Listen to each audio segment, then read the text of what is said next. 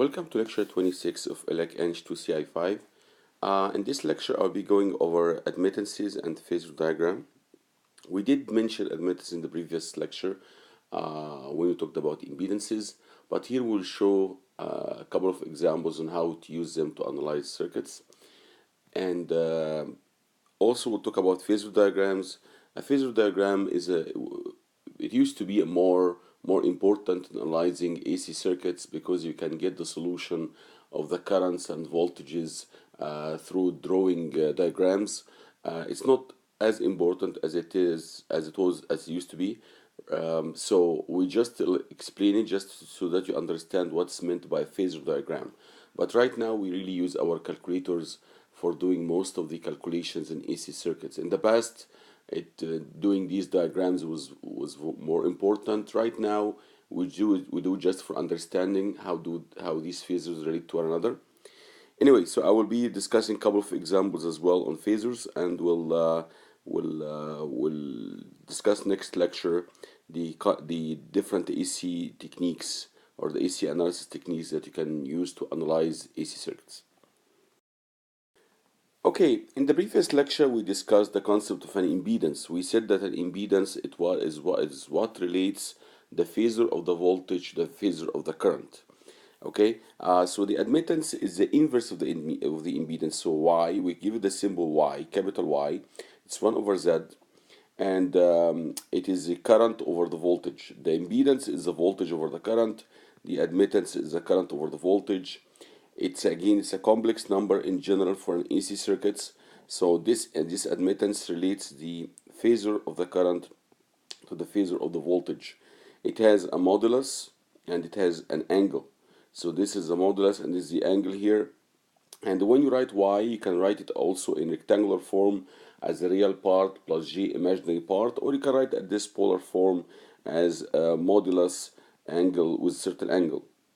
So if you write it in the rectangular form, we call this G here the conductance, we call this B here the susceptance. And this, by the way, these notations are used in other fields, are used in microwave engineering. When you analyze all type of high frequency circuits, they still use these same concepts. The conductance plus J multiplied the susceptance constitute Y, which is the admittance. And the admittance is the inverse of the impedance, but the impedance, as we explained last lecture, it's also a complex number. Its real part is the resistive part, and X is its reactive part. Okay, so here we can see that if we have R plus GX, we can get G plus JB by inverting it. Why do we have to worry about admittances? Because admittances make analyzing certain circuits easier. For example, if you have here a circuit with a number of parallel branches, these branches are all in parallel, then we can simply, if we know y1, y2 up to yn, then we sum all the admittances, and this will give me the total admittance or the equivalent admittance.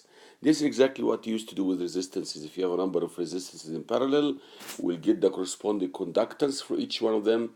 We sum the conductances and then we take the inverse of the total conductance to give us the total resistance. It's exactly the same thing here. So in parallel connections, especially using the admittance would be useful. If you have a cascade of series impedances or admittances as shown here, then remember when we cascade them, we can add the impedances. We can add the impedances, and the impedance is the inverse of the admittance. So you can simply hear that the equivalent impedance is the impedance equivalent impedance of this one plus the equivalent impedance of this two, and so on. So the total impedance seen into this circuit is the sum of all the corresponding impedances. So the impedance corresponding to this one is Y over Y1. The impedance corresponding to this one is Y over R2, and so on up to Y over Yn. So you get this expression here when you connect admittances in series. And of course, in this case, if you are connected in series, we use their inverse, and the inverse is the impedance. We use impedances instead of admittances. So admittances are usually useful when we have parallel connections. Impedance are usually useful when we have series connections. Okay, let's take a look at an example. We have here a circuit We have a number of branches in parallel. This one here is J5. So they are not giving us here the frequency, and you don't have to know the frequency. You know that this is J omega L, and omega L is equal to 5. This one here is G18.666, so this is an inductance. It is G omega L2, and omega L2 is equal to 18.666. This is a capacitor, so this one here is 1 over J omega C, or minus J over omega C, and 1 over omega C here is equal to 10. So they already did the calculations for us, and we don't really need to know the frequency. So this is how the corresponding AC circuit looks like. And the current, we have here a current source. It is 33 ampere, angle minus 13 degrees. So it's 33 cosine omega t minus 13 degrees, but we don't know what's omega, and we don't need to know what's omega because we are dealing with phasors. Phasors do not have omega part, and they do not have time either. So what we're going to be doing here, we are going to consider the admittance. We get the admittance of this one, the admittance of this one, the admittance of this one, the admittance of this one. Because they are connected in parallel, we can say that the total admittance seen into the circuit. So looking into the circuit from this side here, I can simply say that the Y equivalent, or Y total, is going to be the sum of all the admittances. So the first admittance is 1 over J5. The second admittance is 1 over this total impedance. The same way we used to do it for resistances. Total impedance here is 5 plus J 18.666. The admittance of this one is 1 over 15. The admittance of this one is 1 over minus J10. So I redrew the circuit again, and I now calculate the admittances, because what I'm giving are the impedances. This is J5 ohm, this is 5 plus J18.66 ohm, this is 15 ohm, this is minus J10 ohm. So Y corresponding to this one, the admittance corresponding to an impedance, is the inverse of the impedance. So Y1 is 1 over J5, 1 over J will give you minus J, and 1 over 5 will give you 0.2. So this minus J 0.2 Maho, and the unit of it is called Maho or Siemens. It is the inverse of the ohm. For the second one, Y2, this is its admittance here. This is 1 over 5 plus G 18.666. So this is the total impedance here, is this number, and we're getting the corresponding admittance. As I explained before, when you divide two complex numbers, you can do it using a polar form, or you can do it using the conjugate of the denominator, and I use that for this case. So I multiplied numerator and denominator by 5 minus G 18.66.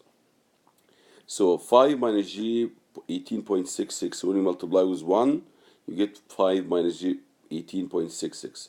When you multiply this number with its conjugate, you get 25 plus 18.66 squared. When you sum them, you get this number, which is purely real. If you divide a complex number by a purely real number, then you divide the real part by this real denominator, and the imaginary part by this real denominator. So this 5 over 373 and minus G 18.66 divided by this number, and this is what you end up having. Okay, now for this branch here, we have only 15 ohm, so it's an impedance. Then the corresponding Y is 1 over 15. It's 0.066 Maho. For this one here, this is minus J10. Then the corresponding admittance is 1 over minus J10. 1 over J will give you minus J. So the minus sign will cancel, becomes J. 1 over 10 will give you 0.1. So this becomes 0.1 J here. So now we found all the admittances. We summed them. So we see the total admittance seen we have one branch in parallel with another branch, in parallel with a third branch, in parallel with a fourth. Then, as I mentioned earlier, the total admittance is the sum of all the admittances because they are connected in parallel. We substitute all the four numbers we have. We collect the real parts, so we sum this one plus this one, and then we collect the imaginary parts, so we sum this one plus this one plus this one. So we have 3 imaginary parts and we have 2 real parts.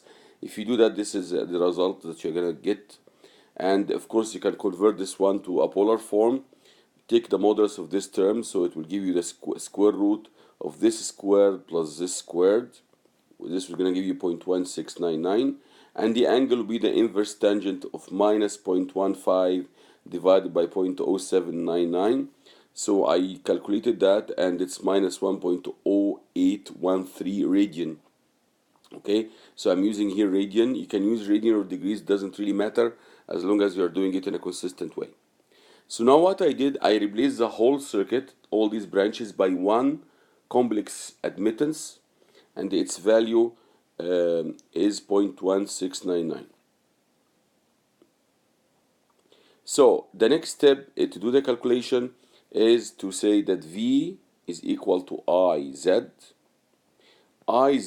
but Z is 1 over Y. Then the voltage I'm going to be able to see here is equal to the current divided by the total admittance.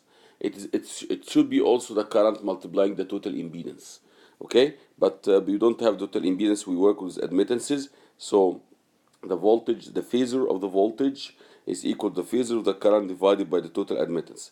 This number is given to us. This is the phasor of the current. This is the phasor of the total admittance we just calculated, and this is as well is radian. Okay, so now when you divide two complex numbers, you divide the modulus by the modulus. So 33 divided by 0.1699, it gives you this number, and then you subtract the angle of you say this, the total angle is this angle, the angle of the numerator minus the angle of the denominator. So it becomes minus 0.2268 plus 1.0813, because this is negative. So this one goes to the numerator with a change in sign. So this is the total voltage you're going to be able to measure in this circuit. This is a voltage across all the branches. Remember, this is a voltage across the total admittance. So it's the voltage across Y1, across Y2, across Y3, and so on, because they are all connected in parallel.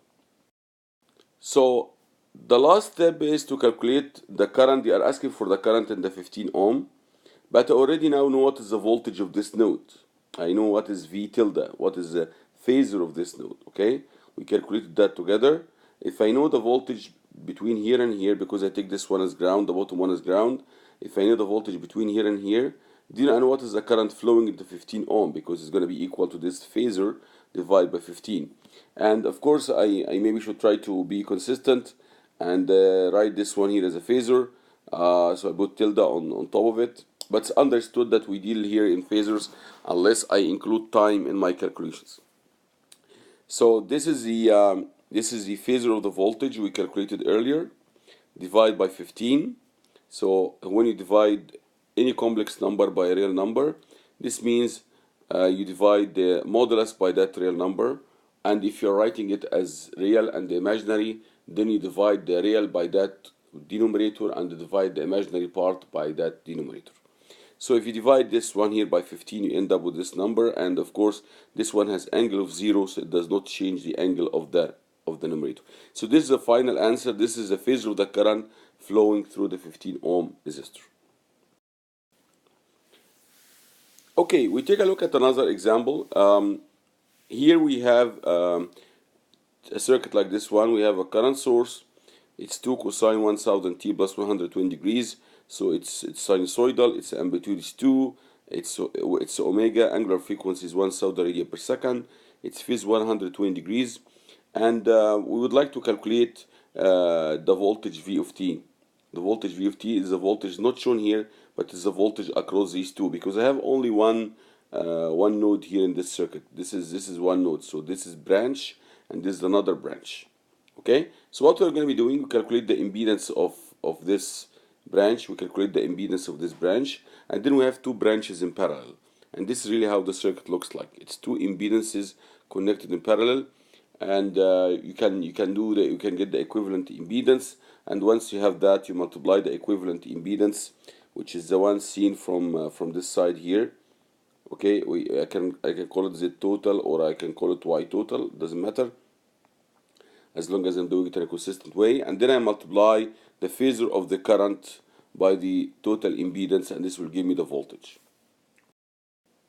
Okay, so if you redraw the circuit as an impedance diagram, this is how it looks like. An impedance Z1, which represents this branch here, and impedance Z2, which represents this branch here, and these two are in parallel, and they are connected to the current source. So we'll start now to calculate what is Z1 and Z2. Z1 is a series combination of three impedances: a resistor, a capacitor, and an inductor. So you have to find omega. This one, its impedance will be 1 over j omega c. This one, its impedance is j omega l. And of course, for this inductance, also j omega l. So let's do the calculations. I'll first calculate Z1. This is the source given to us. I need to extract from it omega. Omega is 1 Saudi radian per second. And so this source as a phasor is equal to 2 angle 120. Its amplitude is 2, its phase 120. So let's first talk about Z1. So Z1 is equal to 2 plus 1 over j omega c plus j omega L1. 2, 1 plus 1 over j omega c plus j omega L1. And I'm going to replace here omega by 1000. And C is a little bit high, it's 1 millifarad, so it's 10 to the minus 3. And here J omega L1. And remember L1 here is given by 2 millihenry, so I put here 2 multiplied by 10 to the minus 3. So this will give me here J2. 1 over J will give me minus J, so this will give me minus J1. So 2 minus J1 plus J2 will give me 2 plus J. So I know now that this impedance Z1, which represents the impedance of this branch, is equal to 2 plus J. Now we calculate the impedance of the other branch, which is Z2. This is J omega L2. L2 is equal to 10 millihenry. So it's equal to 10 to the minus 2. So this is J, this is omega. This is 10 to the minus 2, which is 10 millihenry. This will give you J10 ohm. So the total impedance of the circuit, and here I did my calculations in terms of impedances, because I have only two branches in parallel. And if I have only two branches in parallel, I could use the expression for impedances in parallel that we used for resistances before. So it is if this is Z2 and this is Z1, then the total impedance is Z1, Z2 over Z1 plus Z2. Okay? So we calculated Z1, 2 plus J, we calculated Z2, it's J10 or 10J, doesn't matter. Sometimes I write it this way or that way, doesn't matter. Divided by 2 plus J plus 10J. So this will give you 2 plus 11J in the denominator as shown here. If you multiply J by J will give you minus 1, so this becomes minus 10. If you multiply 10J by 2 will give you J20.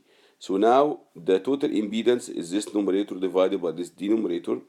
I'm gonna get in order to make the division, I will convert them both into the polar form. So the modulus of this term in the numerator is square root of minus 10 squared plus 20 squared. This will give you this modulus. The angle is the inverse tangent of 20 over minus 10. And be careful because the calculator will give you the radian minus 1.107, but minus 1.107 is in the fourth quadrant, while this complex number has negative real part and the positive imaginary part, so it is in the second quadrant, and this is why I added to the phase pi. Okay, for the denominator we don't have a problem because they are both real. So when you get the angle is the inverse tangent of 11 divided by 2, it will give you 1.3909 radian. Okay, and the modulus square root of 11 squared plus 2 squared will give us 11.18. Please verify these numbers if you feel a little bit confused about how we calculate the modulus and the angle. Very important to be comfortable with that. Now if you divide this one by this one, the numbers will work fine because it's going to give us 2. When we divide two complex numbers, a number in the numerator divided by another number in the denominator, we divide the two moduli and then we subtract the two angles. So this one by this one will give us 2. This angle in the numerator, this is, remember, this by 3.14. Okay, it is not 180 because I'm doing everything in radian. 3.14 minus 1.107 will give me 2 point something. You subtract from that 1.39, you end up with by 0.64 radian. You can convert 0.64 radian to degrees by dividing by 3.14 and multiplying 180. You get 36.84 degrees. The annoying part a little bit about complex or AC circuits that you have to do lots of complex calculations, and this requires angles and the moduli and division and the conjugation and so on. This is the only thing that's annoying, but if you do it in a systemic way, you are not going to make a mistake. So the last step in our calculations, we multiply the phasor of the current by the total impedance we calculated. Of course, if you calculate the total admittance, and you could have done that, you see the phasor of the voltage is equal to the phasor of the current divided by the total admittance. But here I kept it in the impedance because they have only two branches. So this one was 2 angle 120. We calculated Z total together. It is 2 angle 36.84 degrees. And I made everything in degrees. This one was given in degrees, so I converted this one to degrees. That's why I converted it. When you multiply two complex numbers, you multiply the modulus by the modulus, and then you add the angles. 2 by 2 will give us 4. 120 plus 36.84 will give us 156.84. So this is a final expression for the voltage. V of t is equal to 4 cosine 1000 t plus 156.84, and this is in volts. So this is an expression for the voltage, and this is a voltage across this parallel combination between this impedance and this impedance here. The second part of this lecture talks about phasor diagrams, and phasor diagrams used to be very prominent because we used to use them to calculate currents and voltages by doing a graphical solution. But they are not as prominent anymore because all our calculations are done using calculators. But we still mention them because it's important to understand how to do these things graphically if you need to do so. So as we agreed, all currents and all voltages we deal with in the AC circuits are phasors. We can take them back to the time domain by multiplying by e to the j omega t, but they are essentially phasors. And phasors are vectors, because a phasor is a two-dimensional vector. It has a real component, has an imaginary component. And when we sum them, we are really summing the real plus the real and the imaginary plus the imaginary. And this is exactly how we sum vectors, because we sum the x component to the x component and the y component to the y component. So KCL still applies, but we are doing phasor summation, complex summation of currents. KVL still applies, but we are doing complex summation of voltages in a loop. Okay, so they do still apply, and we can get a solution graphically sometimes, or at least illustrate our solution using a diagram. So we try to sum them as vectors, and then we draw this summation of vectors. So let's take a look at just this illustration. We have here this current I is equal to I1 plus I2, and the S phasors, the phasor of I is equal to the phasor of I1 plus the phasor of I2. Okay, so let's assume that this is I1, this is its modulus, and this is its angle. Okay, so I can draw it as this vector in the real imaginary domain. This is a complex domain. This is I2. I can draw it has this modulus here, this length here, and it has this angle. Okay, so now this current phasor here is equal to this one plus this one. So in order to sum them graphically, I'm gonna draw I2 from the end of I1. Okay, in the same way with some vectors. This is I1, this is the phasor of I1, so I'm gonna draw the phasor of I2 from the end of I1. Okay, and then the summation will be the third side of this triangle. Okay, so this is I tilde, this is the total. Okay, and this will be its angle. So we can add them, and as I said, we add them in the same way we add vectors, because indeed they are vectors. This one here has a real part, which is this part here. It has an imaginary part, which is this one here. And when we sum complex numbers or phasors, we sum the real plus the real, imaginary plus the imaginary. This is exactly what we do for vectors. We sum x component to x component and y component to y component. So we can illustrate the application of KCL and KVL using this graphical approach. And actually we can use this graphical approach to solve circuits. So I'm going to show you a couple of examples on how to apply that and how to use it for solving circuits. Okay, let's take a look at this circuit here. We have I1 of t, this is a current source flowing this way, I2 of t, another current source flowing this way. This one here is called V naught. This is the voltage across the 30 ohm resistor. This is VC, and notice the polarity of VC. This is positive, this is negative, and this is a source, and this source is also given. So you should notice here that Vs of t is equal to Vc of t plus V naught of t. Okay, KVL still applies for time varying signals, and we can observe that. So our target is first find V naught of t.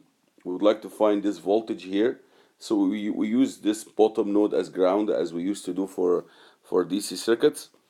So what's gonna happen? We have now to start to use phasors. The current here I1 of t is this one. So as a phasor, it's gonna be 200 angle 60 degrees. This one here is 100 sine 10 to the power 5 t plus 90.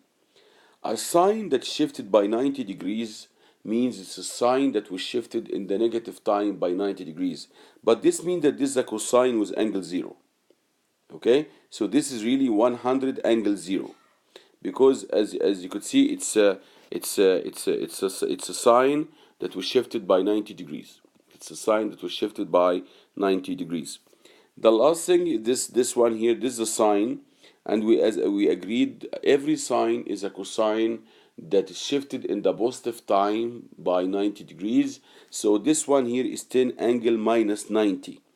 Remember, shifting in the positive time is equivalent to a negative angle. So let's review this again. This is 200 angle 60. This is 100 angle 0. Okay, and this is 10 angle minus 90. Okay, and we're going to now start to use this to calculate.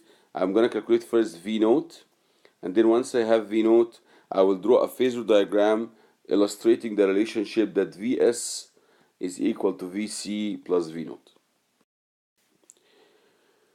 First, we calculate the impedance of this capacitor. We're going to need it in our calculations. It is 1 over J omega C. This is 250 nanofarad. So, and the frequency given for all the sources, it's one single frequency circuit. It's 10 to the power 5 radian per second. So 1 over J multiplying omega, which is 10 to the power 5, multiplying 250 10 to the minus 9, 250 nano. If you calculate this 1 over J will give you minus J. If you simplify the other terms, you get 40. So the impedance that this capacitor represents is minus J 40 ohm. As I said, this is I1. It's 200 angle 60, and this I'm going to write it as a phasor. And I should mention that all these currents are in milliampere. So be careful. Don't forget about the milliampere. I wrote them here, and I wrote this is 200 milliampere. So the amplitude is 200 milliampere, and the angle is 60. This one here, as we agreed, a sine shifted by 90 degrees in the negative time, because this is a positive angle. Then it's a shift in the negative time. Then this sine is equivalent to a cosine with angle 0. So this is really 100 cosine 10 to the power 5t. So this is how this will look like milliampere. The last one is the source voltage. It's 10 sine 10 to the power 5t. Okay, and we agreed every sine is a cosine that is shifted in the positive time by 90 degrees. Okay, so this is really cosine 10 to the power 5t minus 90. So I can simply write that this is 10 angle minus 90. Now we're gonna write KCL at this node. So we say that the sum of all currents flowing out is equal to 0. So I2, the phasor of I2, minus the phasor of I1, because this one is flowing in, plus the phasor of V naught divided by 30, plus the phasor of V naught minus the phasor of Vs divided by this impedance is equal to 0. So this is KCL written at this node. Remember, this is one node here. So I have one current, a second, a third, and a fourth. Okay? So our target is to solve for V naught tilde. And by the way, all the laws that we learned in DC circuits apply, and we'll be dedicating one full lecture for that to show you how to use loop analysis, nodal analysis, Thevenin, Norton, superposition, source transformation. All of them still apply here in AC circuits, but everything is going to be complex. Okay, because the equations governing these circuits are essentially Ohm's law. It's Ohm's law, but with complex impedances. So once you have found this one, we're going to substitute for all the numbers that we have. We have I2 tilde as a phasor. We have I1 tilde. We have Vs tilde. So I'm going to substitute for ZC and see how this is going to simplify. So these are the two currents. And remember, they are both in milliamperes. So I put here 10 to the minus 3. This is V naught tilde divided by the 30 ohm. This is V naught tilde minus V source divided by ZC, and ZC is minus G40. Okay, so what I did here, I started to collect the different coefficients. This 1 over 30 will give me 0.0333. This 1 over minus G40 will give me 1 over minus G will give me J. 1 over 40 will give me 0.025. So this is J 0.025. So I collected all the coefficients multiplying V naught tilde. And the rest are constant, so I moved them to the other side. So this is this one minus this one will give me minus 0.1. If you do the subtraction, I shouldn't be subtracting this way. This is 100. This is minus 200 multiplying cosine 60 plus j sine 60. Okay, and this one here will give me 10 angle minus 90 divided by minus j40. If you divide this one, you're going to get 0.25. So if you collect all the coefficients together, okay, you will see, maybe I should mention here that 200, if you multiply by cosine 60, will give you minus 100. So the real part here will cancel. The imaginary part is the only thing that will remain, and this is why I moved it to the other side. Okay, so I moved all the constants, not multiplying V naught tilde, to the other right hand side, and only the two coefficients, this one here and this one here, multiplying V naught tilde, I kept them. So now we have this term is equal to this bracket multiplying V naught tilde. So I can simply say that V naught tilde is equal to this bracket divided by this term here. Now this is really complex division. Complex division, the easiest way to do it is to convert this complex number into its polar form. So this will be the square. I have to write this one as modulus and the angle, and this one modulus and the angle. The modulus of this one is this square root of this term squared plus this one squared. If you do that, you get 0.304. The angles here are nice because both of these complex numbers are in the first quadrant. So the calculator gives you automatically the correct answer.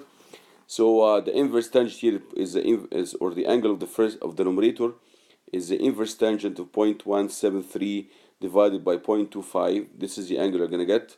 The angle of the numerator is the inverse tangent of 0.025 divided by 0.033. This will give you 0.643. If you subtract these two together, they are very close angles, but the denominator is a little bit larger. So you obtain this small angle in radian. Okay, and of course we divide the modulus by the modulus, and this you get 7.3. And this one, when you convert it to degrees, is only minus 2.17 degrees. Now we draw the phasor diagram. I draw only the part of the circuit where I have V naught, I have Vs, and I have Vc. Vc is this polarity. So the equation governing them is that Vs is equal to Vc plus V naught. So we calculated V naught. V naught, it's 7.3 angle minus 2.17. So it looks something like this. So it's a very tiny angle here, minus 2.17. And we know as well that this is a source. The source is 10 angle minus 90. So you can see this is 10, this length here is 10, and this angle here is 90 degrees. So now I would like to calculate Vc tilde. I can do it graphically. How? Because Vc tilde is Vs minus V naught.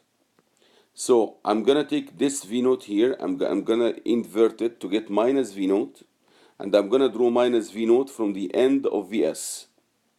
So this vector here will be Vc tilde, because this Vc tilde is Vs minus V naught tilde. So I did subtract two vectors. I subtracted V naught tilde from Vs tilde. This is what I did. And how I did the subtraction, I came from the end of the source and I drew a vector parallel to this one but in the opposite direction. And so this is going to give me the answer. If you do this to scale, I got this answer here, and I encourage you to do it to scale once. And of course we could have done it with a calculator. This would have been easier. I could simply find the real and the imaginary part of this one, the real and the imaginary part of this one, and subtract this one minus this one. This is the approximate answer I got. And again, as I said, this Phasor diagram were more prominent when we did not have access to calculators. But now calculators are everywhere. We have computers in our phones and so on. So they are not really as important as they used to be, and most of our calculations will be done using calculators. Okay, let's take a look at one more example. We have here a circuit. We would like to calculate the currents I, which is the current flowing in this branch, the current flowing in this branch, the current flowing in this branch, and we would like to draw a Phasor diagram showing V1, V12, and V23. I should correct. This is not V1. I call this one here V. Okay, so this now is going to be V, or we can call it V1 relative to ground. So when they say V or V1, I mean the voltage between here and here. Okay, so you can see that V1 is equal to V12 plus V23 from KVL. Okay, so we'd like to illustrate this summation with a Phasor diagram at the end. Now, when you take a look at a circuit like this one, they are not giving you the frequency, and you don't need the frequency because the calculations have been done for us. This is J omega L, so they already multiplied omega by the value of the inductance, and this turned out to be J3 ohm. This J omega L for this inductor as well, it's J5. 1 over J omega C for this capacitor turned out to be minus J6. So all the calculations have been done for us, and we don't really need the frequency. So what I'm going to be doing here, this is one impedance, this is a second impedance, a third impedance. This impedance and this one, they are in parallel. You can see they start at node 2 and finish at node 3. So I'm going to get their parallel combination. And when I get their parallel combination, I'm going to add them in series with this impedance. So this will give me the total input impedance. If you have the total input impedance, then this current, the current drawn from the source, is equal to the phasor of the voltage divided by the total impedance. Once I have I can use current division to get I1 and the I2. And current division still applies. Everything still applies the same way we had for resistors, but with complex numbers. We have to do some complex calculations. So we can draw the circuit this way. This is Z1, this is Z2, and this is Z3. And I added the components here. So this one here is an impedance of 2 plus J3. This one here is an impedance of 3 plus J5. This one here is an impedance of 5 minus J6. So the total input impedance is this one in series with Z2 in parallel with Z3. This is exactly how we used to do it with resistors. So I'm gonna, but unfortunately everything now is in complex numbers. So I'm gonna write this one as 3 plus J5. This is 5 minus J6, and I'm gonna sum on the numerator. This 2 plus J3. 3 by 5 will give you 15. My J5 multiplying minus J6 will give you 30. 15 plus 30 will give you 45. Now, this is J25 minus J18 will give you J7. In the denominator, we have 8 and we have minus J. So now, in order to do this calculation, we have to divide this complex number, these two complex numbers, and then add them to this complex number. What we can do, we can convert it to radian or multiply by the conjugate of the denominator here in this expression.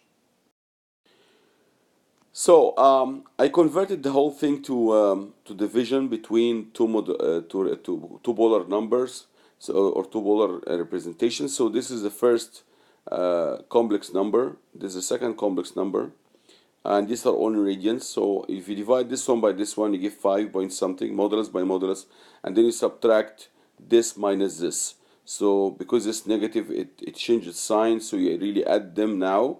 Add this one to the modulus of this one, so you get 0.2786 degrees.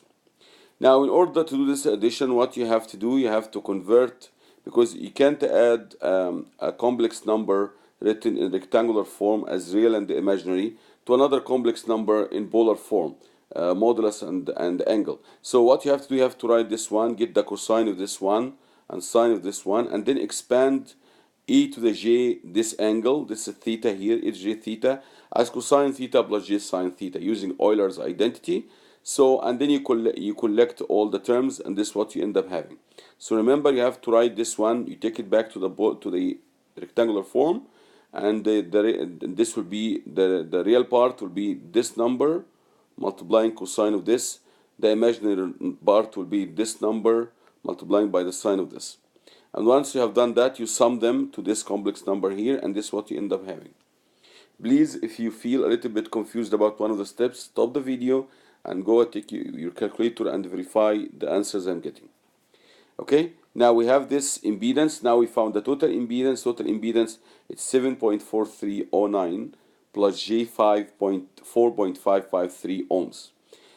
Because we're going to be using division, we're going to divide voltage by impedance. It's better to write it in polar form.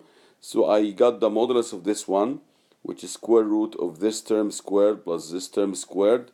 You get 8.71. The angle of this complex number is the inverse tangent of 4.553 divided by 7.43. You get this angle here. Okay, the last step, I would like to get the total current curve flowing in. It is V tilde divided by Z. So I'm now trying to get the total current.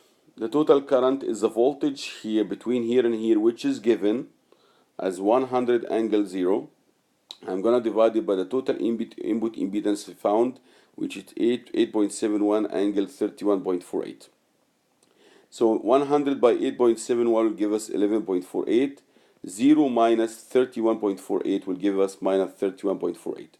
And this is in amperes. So this is the total current flowing in. Is this phasor here. Now, if you want to get I1 tilde and I2 tilde, you have to do current division. And we do current division in the same way we did it for resistors. So I1 tilde will be equal to I tilde multiplying Z3 over Z3 plus Z2. It is the opposite ratio. Okay? So I have all this already available for me. I already calculated I tilde. It is this one. This is the total current. Z3 is with 5 minus J6. Z2 is 3 plus J5. So you sum these two together, okay, and you take the modulus and you convert them to polar. You convert the numerator to polar. This is what you'll end up having. Okay, so this is the total current multiplying this numerator divided by this denominator. I can write it as the product of three polar forms. So this one by this one divided by this one. So what will be, these are three complex numbers, 2 in the numerator and 1 in the denominator. Then the modulus will be this one by this one divided by this one, and the angle will be this one plus this one minus this one. Okay, this is how when we multiply two complex numbers, we add the angles. When we divide two complex numbers, we subtract the angle of the numerator minus the angle of the denominator. So if you do that, this is the answer you're going to be getting, 11.12 angle minus 1.3007 radian. If you convert this one to degrees, this is what you'll end up having. We can do exactly the same thing to get I2 tilde. I2 tilde is I tilde multiplying Z2 over Z2 plus Z3. Notice the other one was Z3 over Z3 plus Z2. Again, we're gonna we write this one here in polar form, so you get this one. You write this summation here in polar form, you get this one, and please verify all these steps. I verified them outside with my calculator. So this one, this complex number, total current, will multiply this one and then will be divided with this one. So the total modulus is 11.48 divided multiplying 5.8309 divided by 8.062. The total angle is minus 0.549 plus 1.0303 divided by minus the denominator angle, which is minus 0.1243. So if you do this calculation, this is the total complex number you're going to get for the second current. And you can convert this one to degrees, divided by 3.14 and then multiplied by 180, you get 34 degrees. So now we found the I1, we found the I2. This is what was required from us, and now we have to draw a phasor diagram to get a V, V1, V12, and V23. Okay, so this is how the circuit looks like. I already found this current, this is called the I tilde. I already found this current, this I1 tilde. I found this current, the I2 tilde. So what is I1?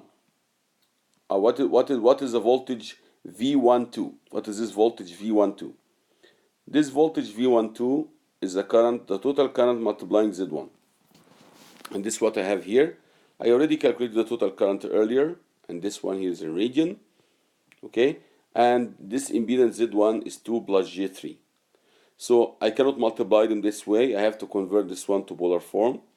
So the modulus of this one will be square root of 3 squared plus 2 squared.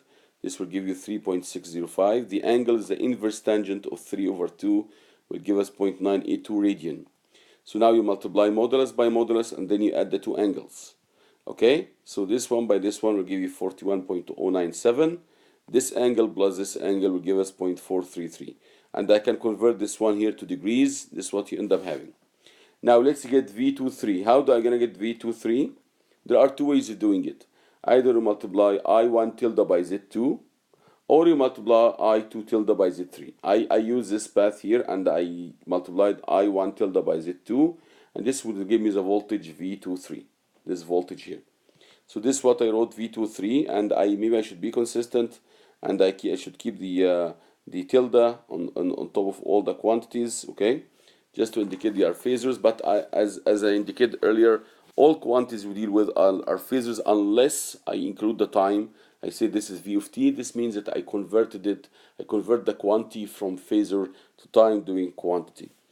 Okay, so what we did here, we multiplied this current by Z2. This is a current we calculated earlier. I multiplied by Z2. We did this calculation before. Actually, it's available before. Check the slides. It's 5.8309 angle 1.03. This is in radian, this in degrees. You cannot add them directly. So what I did, I converted this one. I converted this number here to degrees, and then I added them, and this is the answer I got. So 5.83 by 11.12 will give us this modulus, and then you sum these two angles, you obtain this total angle here. So let's see what is the meaning of this. V12, we already calculated V12. It's 41 angle 24. So it looks something like this. You have to go 41 units, maybe if you make it in centimeters. So this is 4.1 centimeters this way, and you make this angle 24 degrees. Okay, V23 is 64.82 angle minus 15. So you have to go this direction, 6.48 centimeters. And you should keep the angle here 15.5. Remember, a negative angle is the angle measured from the real axis but in the clockwise direction. So it's going to be this way, okay? Now, the voltage V1 from the previous diagram is V12 plus V23.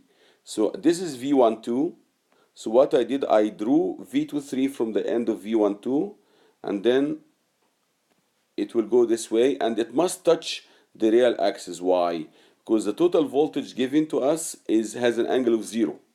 So this is the total voltage here. It's 100 angle 0. Okay? So if you do this to scale, you will see indeed that the sum of V12 tilde plus V23 tilde will give you V tilde, which is equal to 100 angle 0. So it is this line. This line here, or this vector here, or this phasor here is along the real axis, so it has an angle of 0 indeed. And you see that the length from here to here is equal to 100.